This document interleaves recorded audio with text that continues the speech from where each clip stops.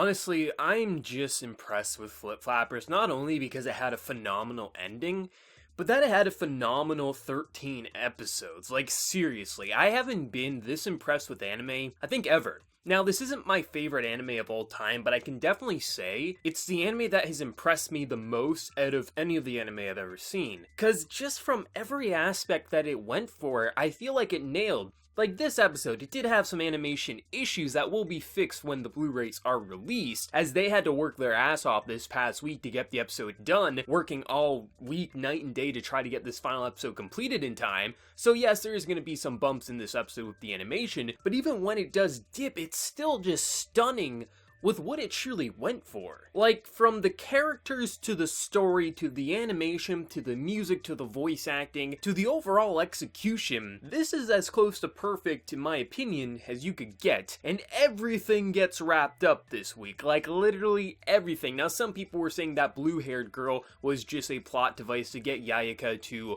move on from the organization, which I don't view her as that, but we get to 100% learn that, yeah, she is a sister to these twins, so it seems like this organization, that KKK looking organization, was pretty much just making these twins or just having a bunch of them, so if one fails they can just move on to the next, which does, yes, show Yayaka that she is just disposable, but it doesn't feel like she was just inserted randomly for the sake of being inserted randomly, at least to me. Like, that 100% gets confirmed, where she tries to call her sister a sister and she's like, don't call me that, kind of thing, which I thought was kind of cute. We also get to learn what the hell Paprika is, because we've been wondering, how the hell does she become an adult? How the hell does she become a kid? How does she just shift? And Mimi says it in the flashback that she's the same as her, which to me says she can control pure illusion similar to Mimi, or she came from pure illusion itself. Either way, that confirms why she shifts, because when she's in pure illusion, she can pretty much do whatever she wants, similar to Mimi, so that explains what the hell happened to Paprika, which I think some people were wondering if we were going to get that confirmation on that. That I was 100% sure on, because we already had that sort of flashback.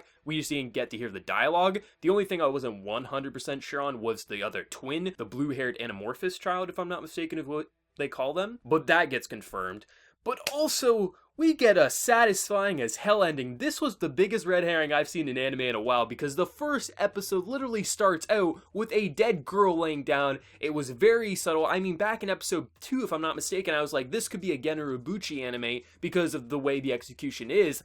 But we literally had a red herring. This ended in a positive note for everyone, and I'm not complaining. Seriously, like, even some people last week were saying, oh, the fight last week was so anticlimactic. When we were only on episode 12, we had one more episode. We get that animation and fight scenes that people are going to be wanting, so that's going to cover them. But for me, the Yuri ship has set sail. SS Yuri has left the dock there.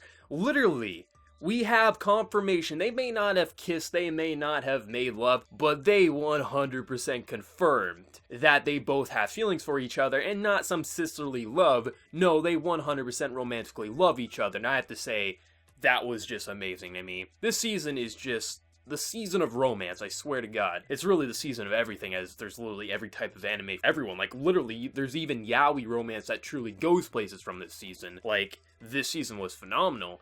But seriously, we get the confirmation on the romance, Mimi gets saved, but the biggest twist I don't think anyone was seeing, pure illusion literally becomes the normal world. Paprika and Coconut literally, well, really it's Coconut who does it when she's getting thrown away. She slices it and essentially breaks it by the looks of it and merges pure illusion into their own world. So now there is no longer you're going into pure illusion. Pure illusion is their world, and they can continue on their worldly adventures. Like, the twists upon twists and the execution, like everything this episode was stunning. I could not be more pleased with the ending of this series.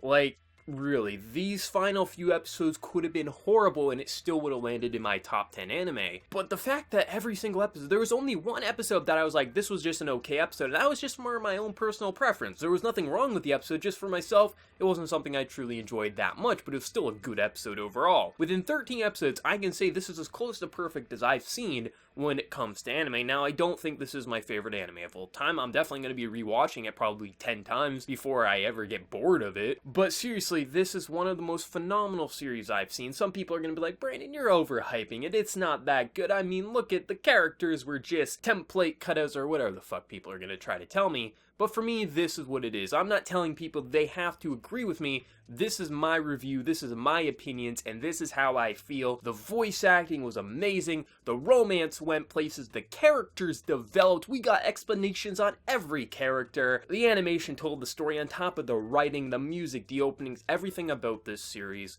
I love. This is a 10 out of 10 series to me. I seriously love it. Even when the animation dipped this episode, I still can look at the animation in a negative light. It was still impressive to me in its own regard. And I'm going to be doing a full review on this on the full 13 episodes. Now, it's not going to be out for a few weeks, because I already have next week's and the following week's videos already made and uploaded, ready to go for the next couple of weeks. But in 3 weeks from now, it may seem like a while away, but it'll come fast enough. I will have a full Flip Flappers review, break down everything, gonna go full in depth on this. I can't wait for it. Seriously, I love this series from start to finish. This is not only my anime of the year, it's probably the anime in the past 5 years for me, in all honesty. Like, I fucking love this series. But let me know your final thoughts on Flip Flappers. What did you think? And just overall, just let me know your overall opinions on this beautiful, beautiful series. And before you leave, smash that like button if you did enjoy the video. If you're new to the channel, be sure to subscribe. So until next time, everyone, please take care. Have a good one.